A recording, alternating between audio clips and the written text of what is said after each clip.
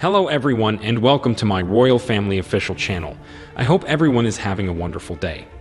Before we begin, please hit the subscribe button and give this video a thumbs up. Prince Harry and Meghan Markle will both testify in a defamation case. Samantha Markle, Meghan Markle's sister, submitted paperwork on Friday asking for testimony from both Meghan Markle and Prince Harry in her defamation lawsuit against the Duchess of Sussex. Samantha is willing to provide evidence that some of Meghan's statements made during the 2021 interview with Oprah were untrue. She wants the couple to give testimony in separate interviews, which might occur on the same day, according to the Mirror. Samantha anticipates that during her deposition, her half-sister will make 38 different admissions, according to the British publication.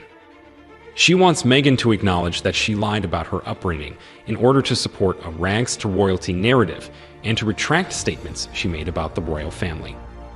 According to Meghan's lawyers, she is asking the court to determine whether or not she and Meghan had ever been close, how often the two crossed paths as adults, and whether or not Meghan's claims that she grew up as an only child are true or false. Meghan's assertion that she was raised as an only child prompted Samantha to decide to file the lawsuit.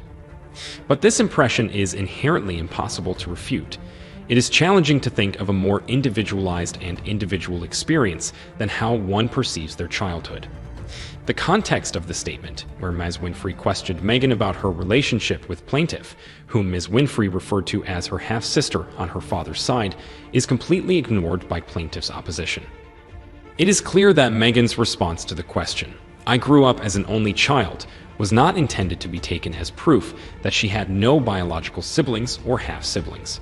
Instead, it was a classic illustration of a subjective assertion about how someone felt about her upbringing. Planners for Prince Charles' coronation have taken steps to prevent unpleasant interactions with Harry and Meghan.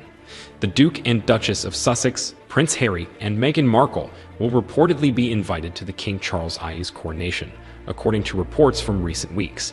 Because of this, the event's planners are already making changes to prevent awkward interactions between members of the British royal family. Everything points to Harry and Meghan attending the coronation, though they won't participate and will instead attend as guests.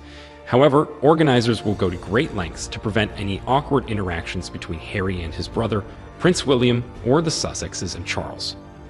Since Netflix's Harry and Meghan docuseries and the book Spare, in which Harry recounts his memoirs, were both released, relations between the two families have not been good at all.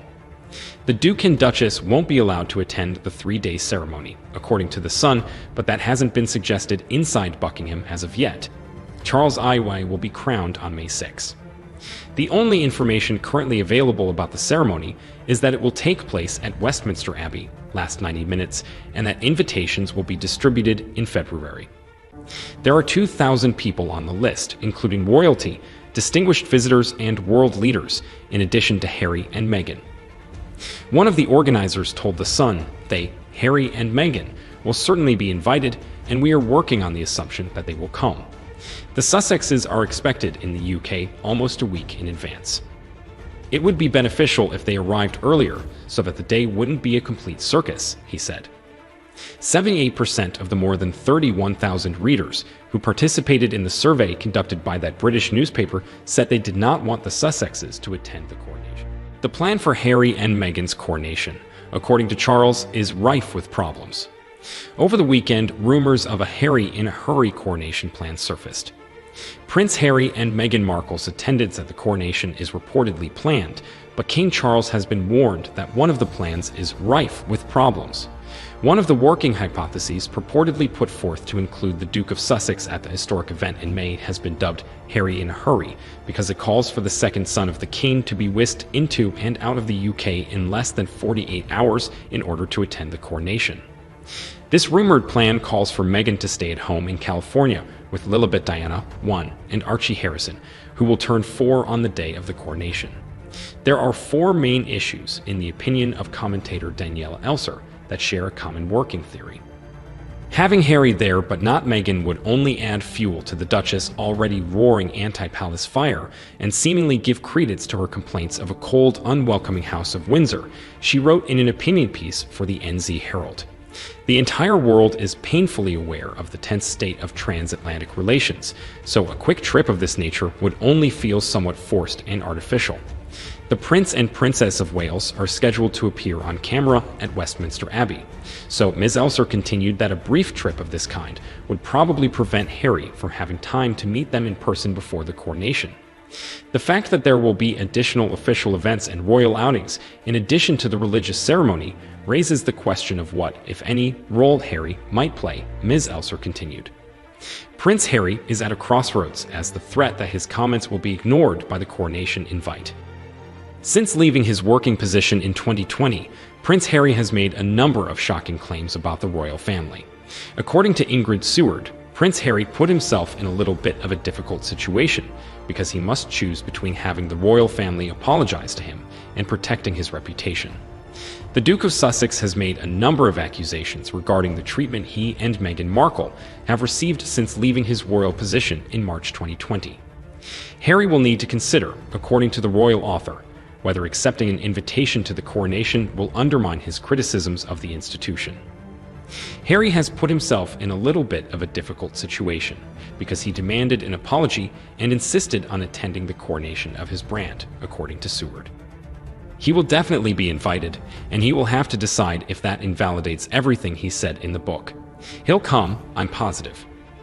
What will he do with the remainder of his life? The royal stardust is what he needs. The coronation is a sacred ritual. I believe that once Harry arrives, the momentum of Charles' anointing will sweep him away. Charles is anointed in the eyes of God. It's really serious stuff, she continued. Harry should understand how important it is even if Meghan doesn't, because she might not.